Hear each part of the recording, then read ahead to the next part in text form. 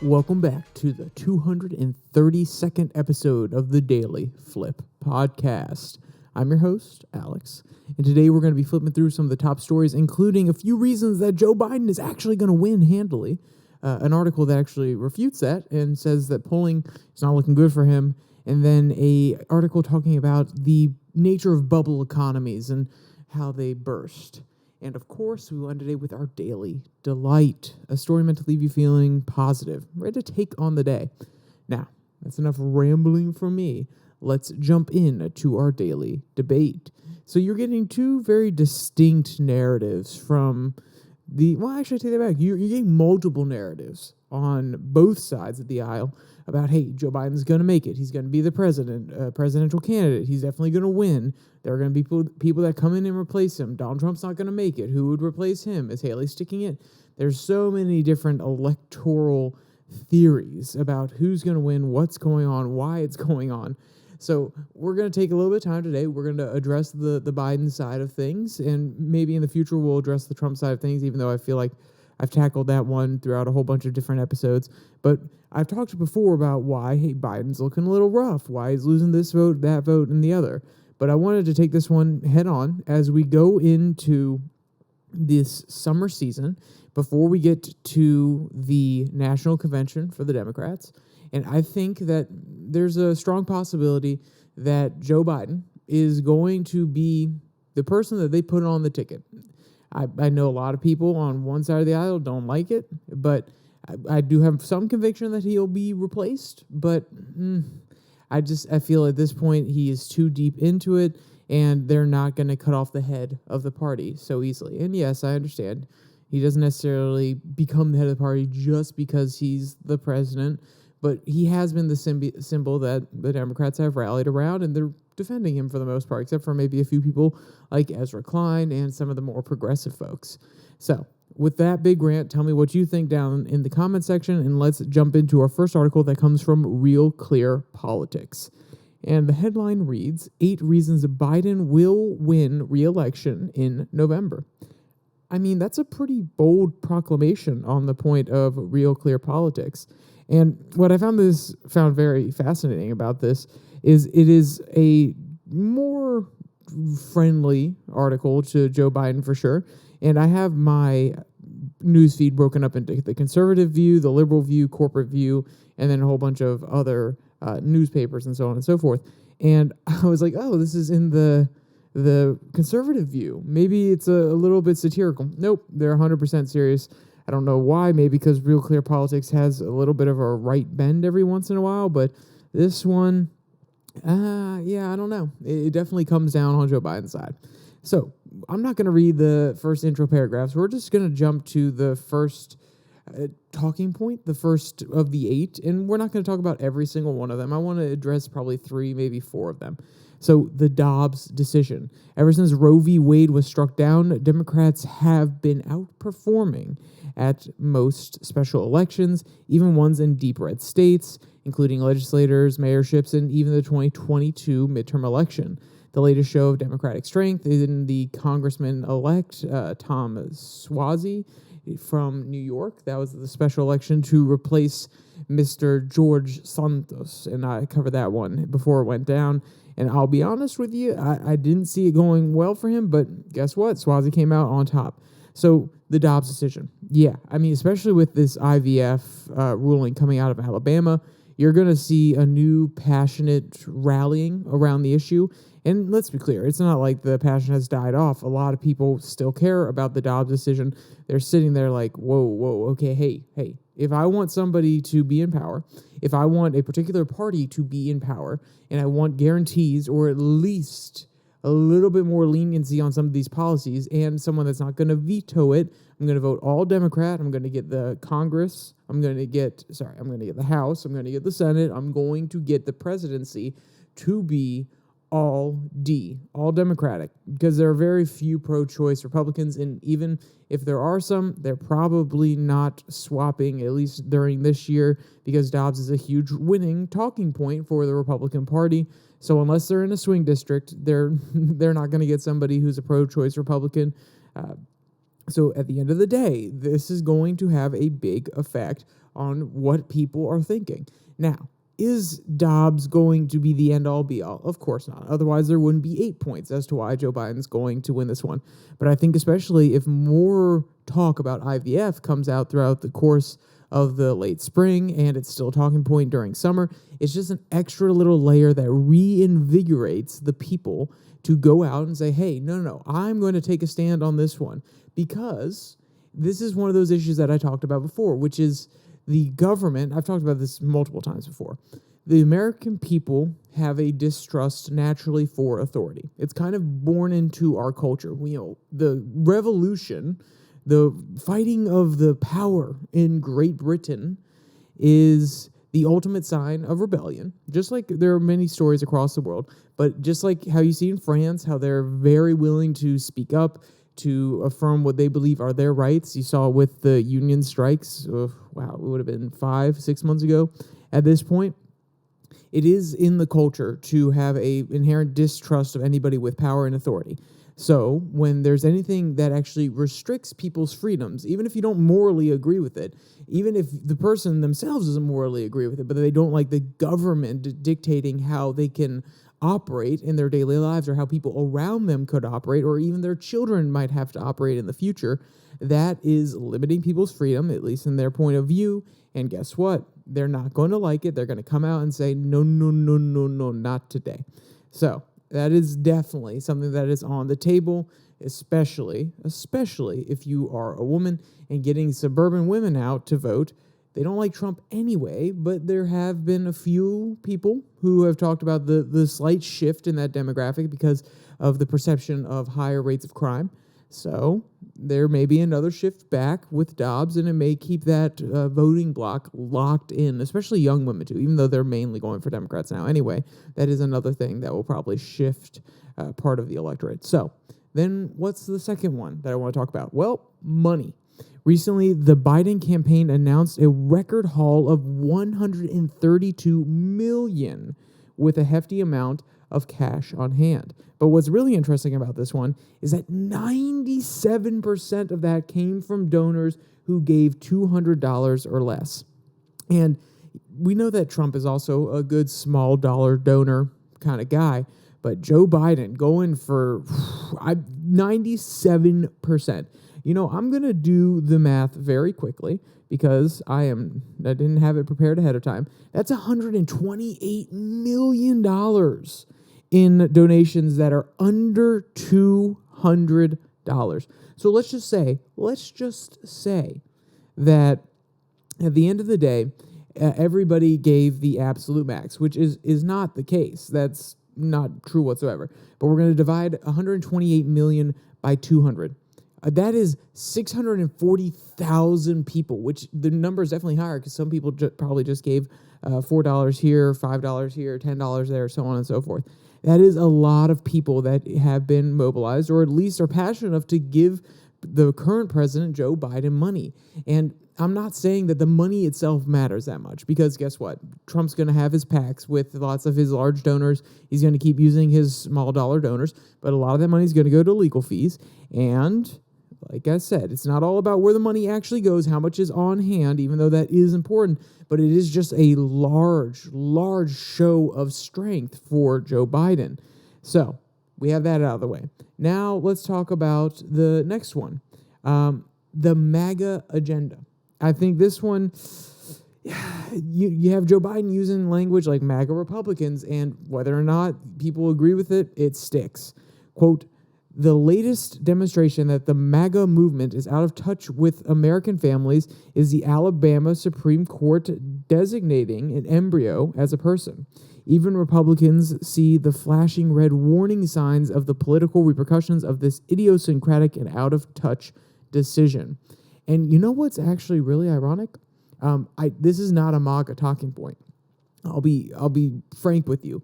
A lot of the MAGA people that Trump actually brought in, they don't give two cruds. They don't care. Okay, if it doesn't affect their everyday bottom dollar, if it doesn't help, bring some jobs back to their area, if it doesn't talk about how the people in the cities and the elites are getting away with this, that, and the other, they don't care. They probably think, hey, IVF, that's something that we can't afford anyway. That's a lot of the MAGA base. That really is. So I think that, the Republicans, the old school Republicans, and some of the people of the movement, sure, but that is not MAGA. That is just old school Republican. You've had people who don't like IVF for quite some time. MAGA is a lot more populist and a lot more in the middle ground than people want to recognize. I mean, you literally have Trump out there advocating for Social Security and Medicare and saying we're not going to cut any of the benefits when that is something that was definitely not part of the Republican platform as of 2012, 2008, 2006, so on and so forth. So, I don't necessarily agree with that one. The next point is another one that I don't agree with is Trump's weakness. And that one, that one's interesting to me. So let's read the quote. Quote, Nikki Haley insists that Trump cannot beat Biden, and that is why she has been staying in the race. And while Trump has beaten her unequivocally in every primary so far, there are glaring warning signs that up to 40% of voters in some states do not support Trump and will not vote for him in November. Those voters who will vote for Biden or stay home. Either is a dangerous weakness for Trump. I don't know. Because at the end of the day, if you're a Republican and you're voting for Nikki Haley right now, what is the likelihood that you're not going to at least fall behind the candidate that's going into the general for the Republican side? And also, how many of those, because the two primaries, except for Iowa, where it's only been her, in Iowa, it wasn't just her and Trump, but in the two primaries that have been just her and Trump, I guess technically Nevada's interesting because they had the caucuses and the primary, and Michigan happened. So, at the end of the day, that one doesn't necessarily hold 100% true, but the two where she did very well and Trump did not do so well, they are also open primaries. So people that are Democratic and also that are a little bit more independent, which can still prove in a general to be effective, but still Democrats could technically go across the aisle, even though it's hard to believe that a lot of them would re-register.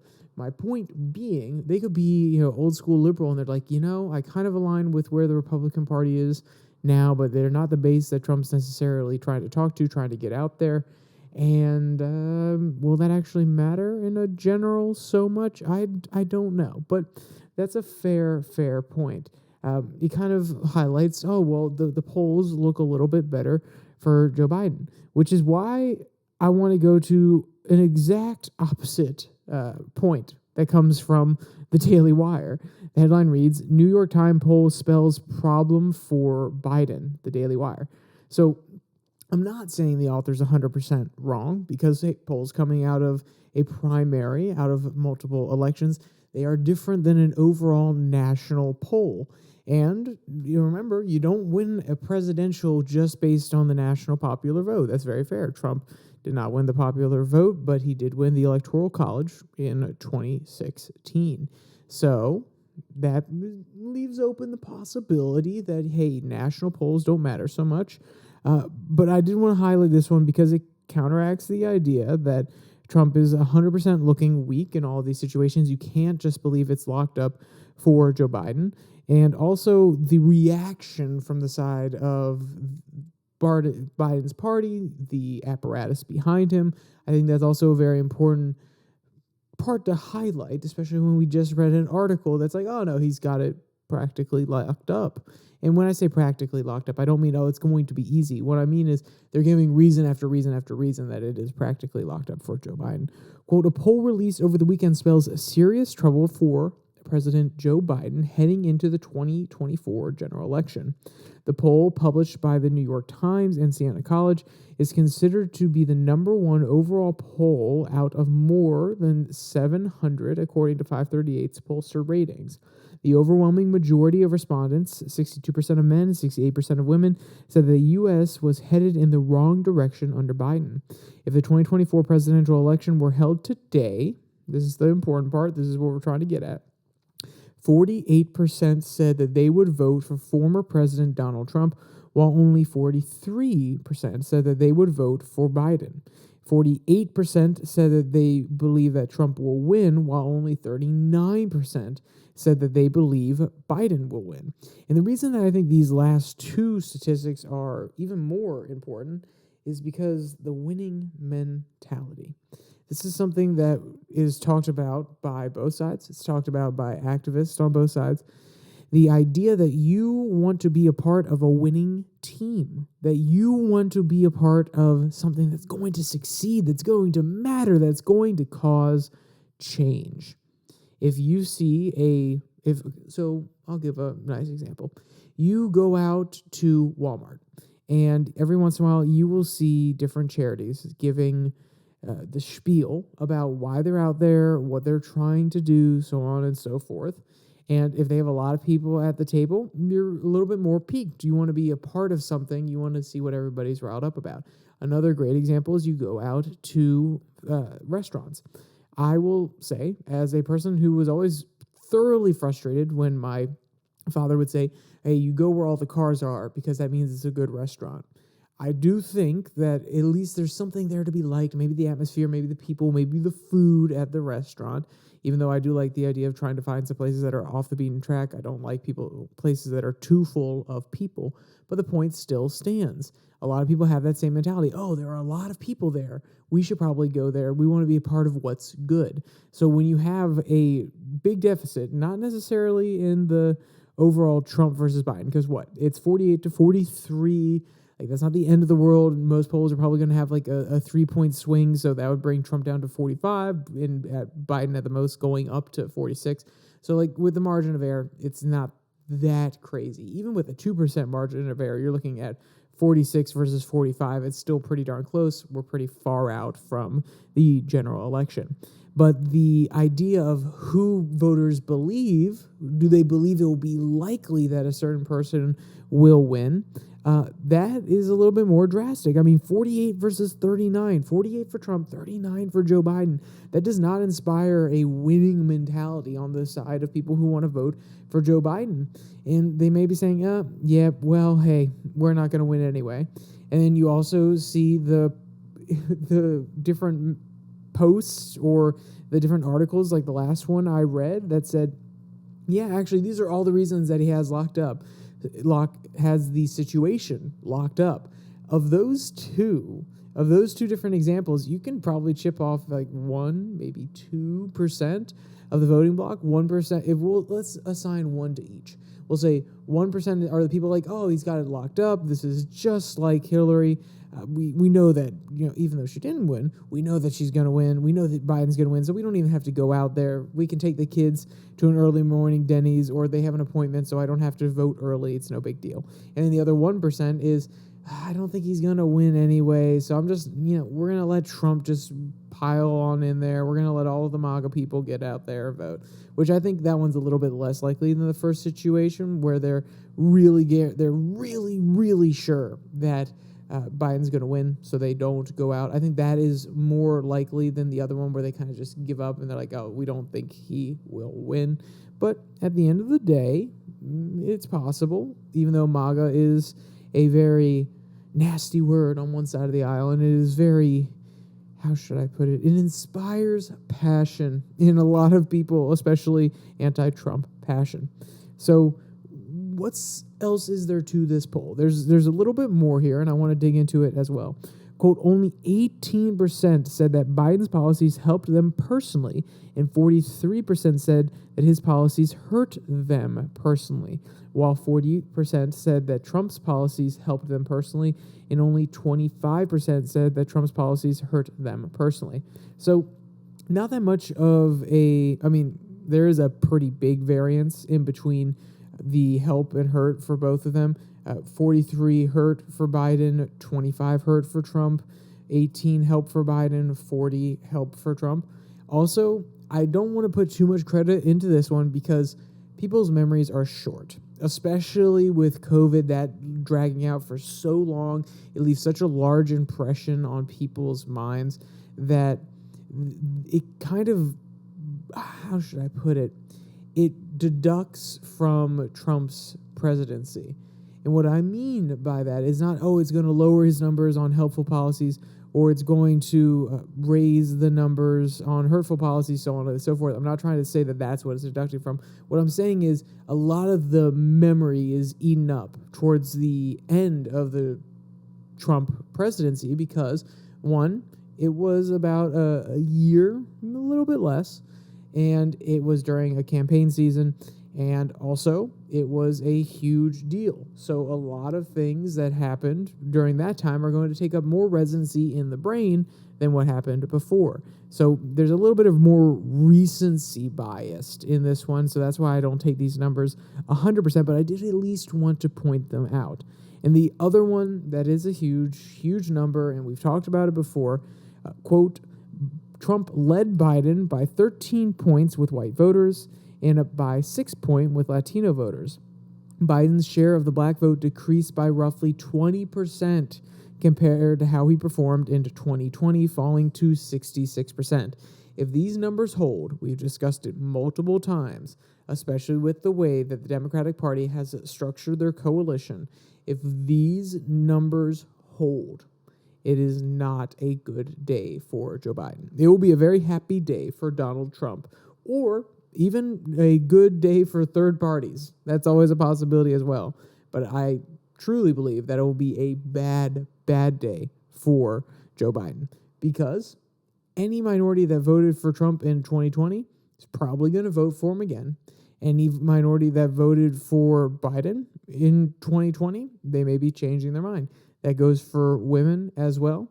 And maybe not college educated. Then again, nowadays they're kind of reaching into more majority status than minority status. But my point being that a lot of the coalition that was put together, this minority majority, or the more suburb household issues that were put together because they don't like the way that Trump acts and Biden was kind of returned to normal, he may be losing some of those people, so it's not going to end well for him, at least in my opinion. And that's why I think that, though I can see the argument about the money coming from small dollar donors, I do see that as being a huge deal. I have a hard time believing it when you see polls like this. And I did say explicitly at the beginning that it is not a solely national election. There are electoral votes to be won on every single state level ballot. But is the Dobbs decision enough? I don't know. Is the money enough? I don't know. The MAGA agenda? Maybe the talking points about it are enough with all those other things to get it across, but I think that this is a misrepresentation of the MAGA agenda, and if the Republicans can portray it right, which they won't be able to because Trump's going to be leading the party, but if they were able to somehow make a split, maybe they could at least split off from Trump at the top of the ballot and have their pure Republicans run unaffected by MAGA below, which probably won't happen. But the point being, I still don't know if that's enough to get Mr. Biden back into the Oval Office. We will see. I can only put it out there a million different times, and all I can end up saying is we will see.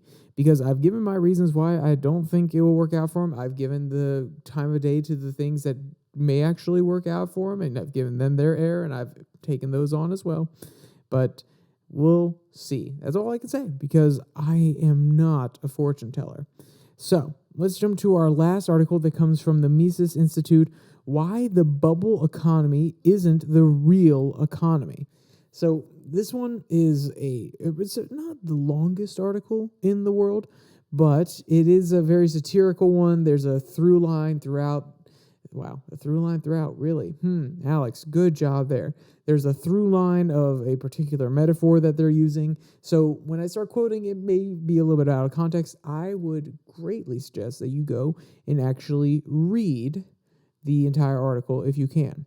Quote, in 2013, venture capitalist Alan Lee coined the term unicorn for any startup company with $1 billion in valuation or greater. Unicorns are mythical and rare creatures that don't exist, like the profitability of the business that were given this rare title. So they're saying, hey, just like the word unicorn is a symbol or a kind of acknowledgement of a mythical creature, that when you give this title to companies and startups that are infused with a whole bunch of cash by these venture capital firms, their profitability is also a unicorn. It's also mythical. And it's always been something that I've been interested in when talking about these in business school and talking about the case studies afterwards. Venture capital is all about, okay, we have a pretty solid premise. Then we put some money in. We use that money to grow and expand in order to convince people that, hey, we're not necessarily making money, but we are bringing in more users that eventually we could capitalize on in order to sell ads or sell other products, which then encourages more people to jump in and give money and vice versa, and so on and so on and so on. It is basically a bubble because you're constantly expanding it. You're constantly testing the limits of the system of the product. Normally this is an online product or a service, and you're trying to get that bubble as big as possible. You're trying to make the surface area absolutely massive so it touches as many people as possible. And then eventually the idea is that you start farming the outside. You start looking at the ripples and you say, okay, so we can get money from this little group over here. We can actually exploit this group over here. We can use the data from these type of users to sell to other ones. We can sell this information on. How do we best utilize all these people that our bubble, our product, our service is actually touching? And if they're not able to properly capitalize on the users that they've gained from just having money infused in while not being profitable, then guess what? The service collapses, and that's the bubble bursting. And then the other example is the zombie company that they go on to talk about here towards the very end of towards the middle of the article. Quote, as unicorns ran free and wild, feeding off of low interest rates and loose monetary policy, another fan favorite creature was expanding rapidly in the market. Zombies. The term zombie represents a company that cannot cover debt interest payments with profits. Zombies feed off debt to remain alive and thrive in environments where the cost of debt is low. So where we have an artificially low interest rate, practically zero, or maybe even a positive interest rate in some instances, these companies just keep servicing new debt to pay off old debt and to keep on operating so they can just kind of exist off the current situations. They're sucking out the brains from the rest of the market because they're taking up capital. They're limiting the amount of capital that banks can give out to other people. That's what I mean when I say that they're taking up capital, because even though a bank could make a whole bunch of $1 million loans, if they have one company that needs a $500 million loan, that means that they might not be able to give out those smaller loans to small businesses because all their capital is tied up here, and they're already taking on a lot of risk with this bigger company that's trying to survive off of these low interest rates. So, and that's just one of many things. So these situations, they bring up and create bubbles where these companies are artificially supported by mechanisms that are either market failures or direct government market failures, where the government's stepping in and saying, hey, we're going to artificially keep the interest rates extremely, extremely low. And it creates these different bubbles that eventually, in theory, will burst. So if you want to read that article, I would highly recommend it. The illusion, the metaphor that goes throughout is very, very funny. So with all that, let's jump to our daily delight. And this one comes from Bored Panda. Artist creates wordless, feel-good comics inspired by his own cat. And I'll be honest, okay, so I went through, and they're very, very awesome. The artist is pretty talented, more than anything I could ever do. And I do agree. He talks about how because it doesn't have any words, it doesn't have to be restricted to any particular language, and I love it. There's like one or two little bubbles, but they're not actually words. They're actually representing sounds that the cat would make. So I think that it is very, very enjoyable. And if you have a chance, go read this one or go at least look at them. And if you want to find that or any of the other articles from today, there's a link in the description below that like and subscribe button. Also down there, you can find the link to the podcast on Spotify, Pocket Cast, Google Podcasts, as well as Podvine, and the Twitter handle @YourDailyFlip.